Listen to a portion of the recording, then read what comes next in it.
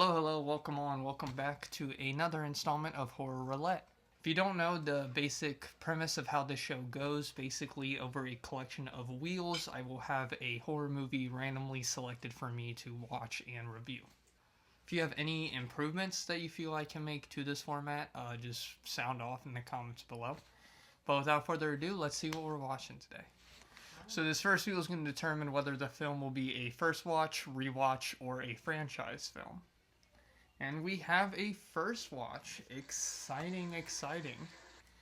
So because it landed on the first watch wheel, we will then use that corresponding wheel to determine which movie that I have yet to see. Drag Me to Hell? Drag Me to Hell. That sounds horrible. That sounds horrible? Well, let's see how that sounds, actually. Do you even know? I know it's a Sam Raimi flick, but past that extent, no, not at all. So it is a 2009 horror mystery film directed by Sam Raimi, starring Alison Lohman. Do you know who this is? I have my girlfriend here, by the way, so this is a special installment of Horror Roulette. I don't know her. I don't know. I feel like I recognize her. She looks like that chick from American Horror Story, to be honest. Oh, the fucking girl who dated Evan Peters? No, Sarah Paulson or whatever her name is.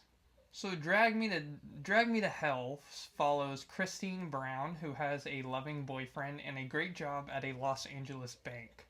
But her heavenly life becomes hellish when, in an effort to impress her boss, she denies an old woman's request for an extension on her home loan. In retaliation, the crone places a curse on Christine, threatening her soul with eternal damnation. Christine seeks a psychic's help to break the curse, but the price to save her soul may be more than she can pay. Oh, okay. I mean, I sound intrigued by it at least. You in?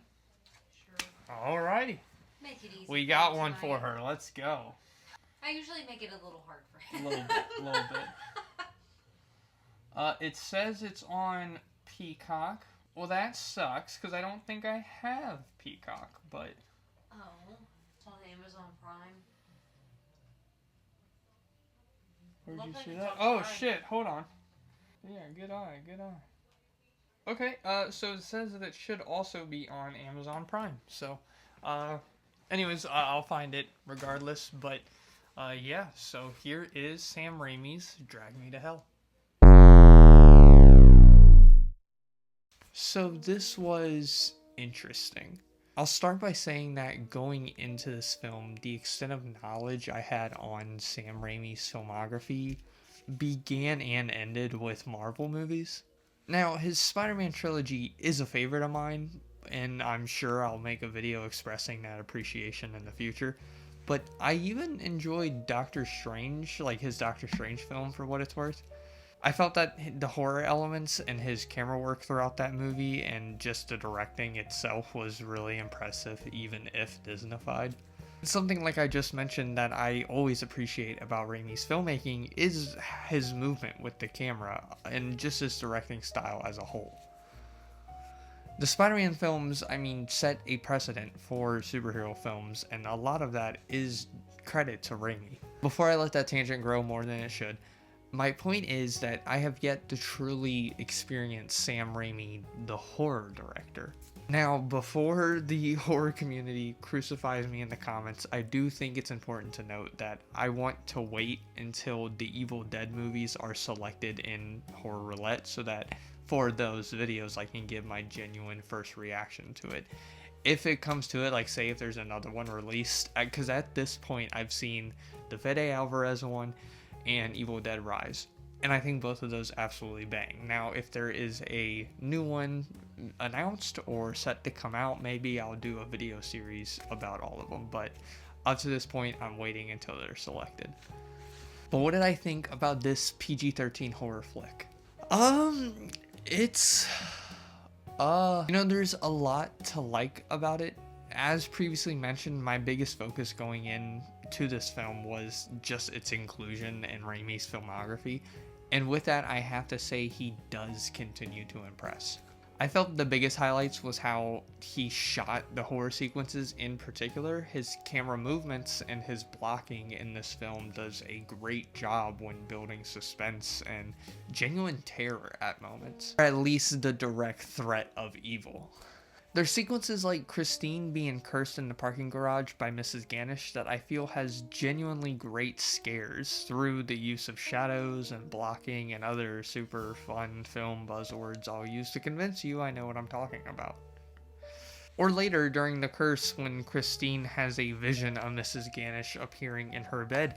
Really creepy sequences, super effectively shot. Now, to stay on this path of positivity for just a little bit longer, I also just think the overall premise of this film begins really strong. You have your main protagonist, a businesswoman trying to earn the respect of her boss, and by doing so is now the victim of some ancient gypsy curse. And like, through really strange visuals and really wacky sequences is kind of her life is now a living hell. Pretty fucking rad if you ask me. Now, my tone is certainly gonna switch just a little bit, but stay with me. I really enjoyed the film for about the first 1.5 to 2 acts. I think it starts strong with the ideas it brings, and the horror begins really effectively. And then the ending kind of gets to the levels of batshit. And that's fine. I mean, I enjoy Halloween 6 from time to time, but I much more enjoyed the setup than the payoff for this one.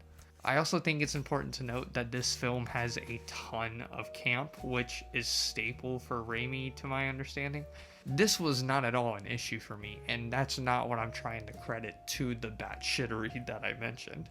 No, the aspects of the film that I particularly found silly was just how the stakes just increase exponentially throughout, and the scares grow more and more out there, with some of them being effective while others not really. For the majority of the horror sequences that I didn't enjoy, I can point to one particular reason as to why, and that's the CGI. I try not to be the guy that complains about poor CGI, but when you have sequences like Mrs. Ganesh's arm and Christine's throat, I can't go without at least saying it's dated. It's especially frustrating when this film has physical props and practical effects that are effective in their use. The overall story is also super messy. It begins with this wildly theatrical sequence with this demon bounty hunter woman who fails at saving this young boy's soul, and he gets dragged to hell. A sequence that, as mentioned, poor CGI. And then later, there's the inclusion of Ram Jas, played by Dilip Raul, who is just a hole-in-the-wall fortune teller that has knowledge of the curse and the spiritual threats that Christine has to face, and also has connections to the bounty hunter demon lady, who isn't present throughout the entire film until like the climax. Yet even so, I can't say that I was ever checked out of this film, except for one specific element that I think was the biggest distraction for me. And that was the entire subplot surrounding Justin Long's character, Clay.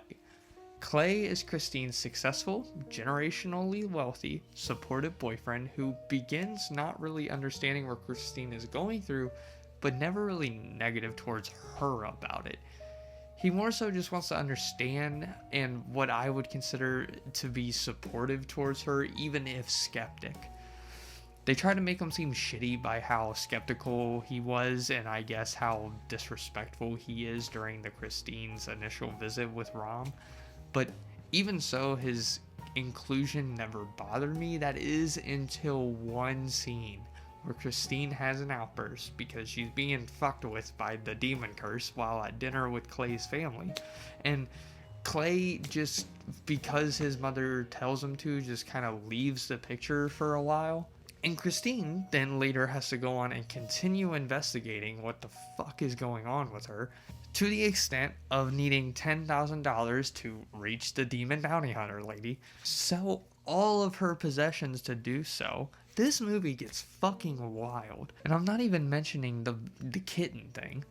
And when she's about to give up because she's just short of the money she's made, fucking Clay just swoops back in and he's just like, oh, I thought about it and I trust you, I love you, and I want to give you all the money. Cool, guy. Other than that element, I never officially checked myself out of this film, even through its silliness. Other factors at play is that there's some stiff acting, specifically from our lead, Alison Lohman. But there's enough good scares in this film and genuinely great and horrific scenes that make this one worth a revisit at some point. While on that topic, I do intend on putting films from the first watch slice after I've reviewed them into the rewatch slice after some time has passed. I think it could be fun to return to a film and catalog any possible changes in my opinions. I will say the circumstances around this viewing were really nice, of course. I watched it with my girlfriend, which is always nice. And while I don't think she particularly loved it, I think it was a fun experience for the both of us. The final scene especially had us fucking going. If you know, you know. And that's about all I really gotta say about this film. I think it could be especially fun, say, in a group setting. It's not a film that's gonna knock your socks off, but it's a fun ride nonetheless. Now, let's head to the board. Alrighty, welcome back to the board. If you don't know, the board is going to be a self-made tier list that will catalog every movie or video game or album or any piece of media that I give some sort of review on this channel. Because there's only 3 entries, I'll just kind of give a quick recap. We have Halloween in the S tier, of course. We have Friday the 13th, 1980 in the A tier. And then most recently from the first episode of Horror Roulette, we have Henry, Portrait of a Serial Killer in the B tier. But finally, we have come upon the question of the evening. Where does Drag Me to Hell place on the board? And I think through the directing and through the kind of messy script and messy plot, I think it is fair to say that this film can kind of round out the list by being placed in C tier. To compare it to Henry, I appreciate both films for their kind of filmmaking qualities, and I think the other aspects surrounding Henry were more interesting than what was in Drag Me to Hell. And I could really only see myself rewatching this film if the circumstance was right. But that will do it for this installment of Horror Roulette. If you like this episode, please give it a like. Leave a comment on any way that you feel I could improve this format or the show as a whole. If you want to stick around and invest stock early into the next up and coming, horror YouTuber, go ahead and subscribe. There are a lot of ideas that I have coming, both regarding horror and not. I do want to say that fear of boredom is probably going to take a creative hiatus. I really like the Horror Roulette format, and I really want to focus all of my energy and the little free time that I have as is into something that I feel that I can enjoy doing and do consistently. And I just was kind of unsure about the direct path that I was wanting that show to go, so for now it will come back, but for now just don't expect any episodes super soon. But do stay tuned for another Horror Roulette right around the corner. I already am baking one now. But that's going to do it for me. Thank you so much for watching. I'm Freddy Eats Media, and I'm off that fucking clutch ice cream cake. This shit's rad.